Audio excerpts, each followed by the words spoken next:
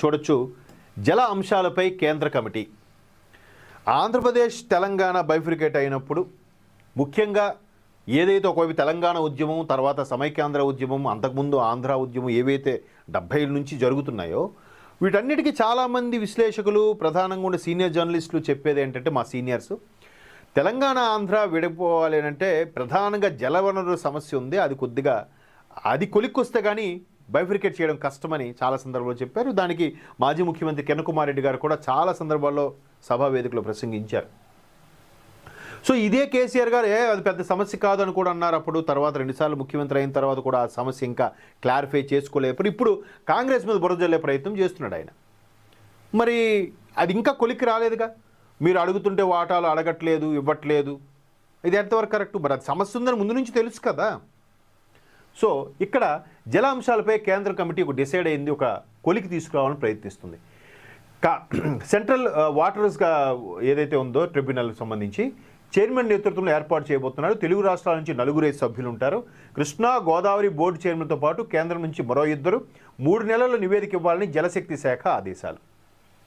అంటే ఏదైతే ఒక 5 వంతులు వాటర్ డివైడ్ చేస్తే కృష్ణా గోదావరి జలాలను 3 వంతులు ఆంధ్రప్రదేశ్కి, 2 వంతులు తెలంగాణ వాడుకునే విధంగా ఉంది ఎప్పటి నుంచో. అంటే అది ఆంధ్రప్రదేశ్ నథింగ్ బట్ రాయలసీమతో కూడిన కోస్తాంధ్ర.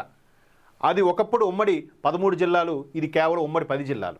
సో ఓవరాల్గా జనాభా కూడా అప్పట్లో ఒక 5-6 కోట్లు ఉంటే కేవలం 4 కోట్లు రాయలసీమ అది ఉండేది, ఇక్కడ 2 కోట్లు 3 కోట్లు ఉండేది. సో ఆ విధంగా జలవనరుల శాఖ అలాగే డిసైడ్ చేసింది. అది అందరికీ తెలిసిన అంశమే. కాకపోతే ఎవడు ప్రభుత్వం వచ్చేసరికి ప్రతిపక్షంలో ఉన్నవాడు మేముంటే అది చేసాం, ఇది చేసామని చెప్పి ఇప్పుడు మాజీ నీటిపారుదల శాఖ మంత్రి హరీష్ రావు గారు ఈ విధమైన కామెంట్ చేసి పత్రాలు చూపిస్తున్నారు. మరి మీరున్నప్పుడు ఏం చేశారు? ఈ సమస్య రాలేదా? ఈ కొలిక్కి వచ్చిందా? లేదు. అప్పుడు మేబీ బీఆర్ఎస్కి వైసీపీకి సత్సంబంధాలు ఉన్నాయి కాబట్టి పెద్దగా ఇబ్బంది కలగలేదేమో. ఇక్కడ ఒకసారి చూద్దాం. కేంద్ర జలశక్తి మంత్రిత్వ శాఖ ఒక కమిటీని ఏర్పాటు చేసింది. సెంట్రల్ వాటర్ కమిటీ ఏదైతే ఉందో దాని అధ్యక్షున మొత్తం 12 మంది సభ్యులు నియమించారు. కేంద్ర జలశక్తి శాఖ కార్యదర్శి అనుమతితో దీన్ని ఏర్పాటు చేస్తున్నట్లు ఉత్తర్వులు విడుదలయ్యాయట. గత ఏడాది జూలై 16న కేంద్ర జలశక్తి శాఖ ఆధ్వర్యంలో ఢిల్లీలో నిర్వహించిన 2 రాష్ట్రాల సీఎంల భేటీ నిర్ణయాల నేపథ్యంలో ఈ కమిటీకి రూపకల్పన చేశారు. అంటే ఎంతసేపు ప్రభుత్వాల మీద మరి మీరు కొలికి తీసుకురావచ్చు కదా, రారు. అప్పుడు రాజకీయంగా స్నేహము, వాళ్ళకి వీళ్ళకి సత్సంబంధాలు, ఎన్నికలు రేపంటే ఈరోజు సాగర్కి అటువైపు ఇటువైపు పోలీసులు మోహరించి హైడ్రామా. ఎందుకు హైడ్రామా? ఓటర్లు ఎప్పుడు అమాయకులు కాదు, మేధావులే. అంత హైడ్రామా జరిగిన బీఆర్ఎస్ ఓడిపోయిందిగా, అంత హైడ్రామా జరిగిన జగన్మోహన్ రెడ్డికి ఘోర పరాభవం జరిగిందిగా. సో అందరూ గమనిస్తూ ఉంటారు.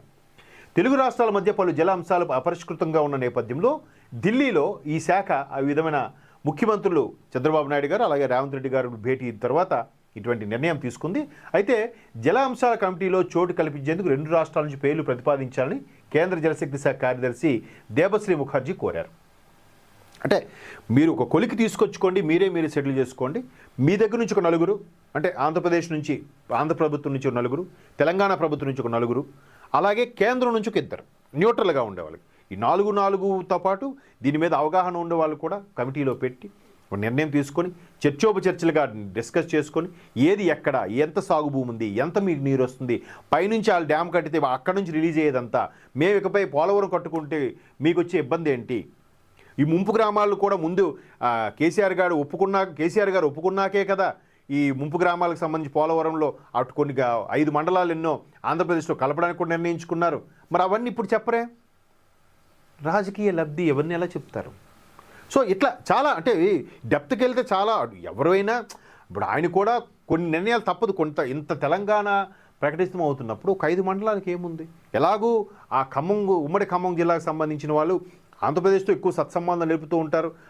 ఆంధ్రప్రదేశ్లో వ్యాపారాలు, పెళ్ళిళ్ళు, పేరెంటాలు అన్నీ ఉంటాయి కాబట్టి వాళ్ళు అంత పెద్దగా ఇబ్బంది పడట్లేదు. అక్కడ వాళ్ళు మమ్మల్ని కంపల్సరీ కలపండి అని ఏం లేదు, వాళ్ళు ఎక్కడైనా ఒకటే. సో అటువంటివి ఈయన కూడా సరే 5 మండలాలు ఏమంత పెద్ద, తెలంగాణ ఎన్నో ఏళ్ల కాల సాకారం అవుతున్నప్పుడు 5 మండలాలకు ఏముందని చెప్పి కూడా కేసీఆర్ గారు ఓకే అని ఉండొచ్చు.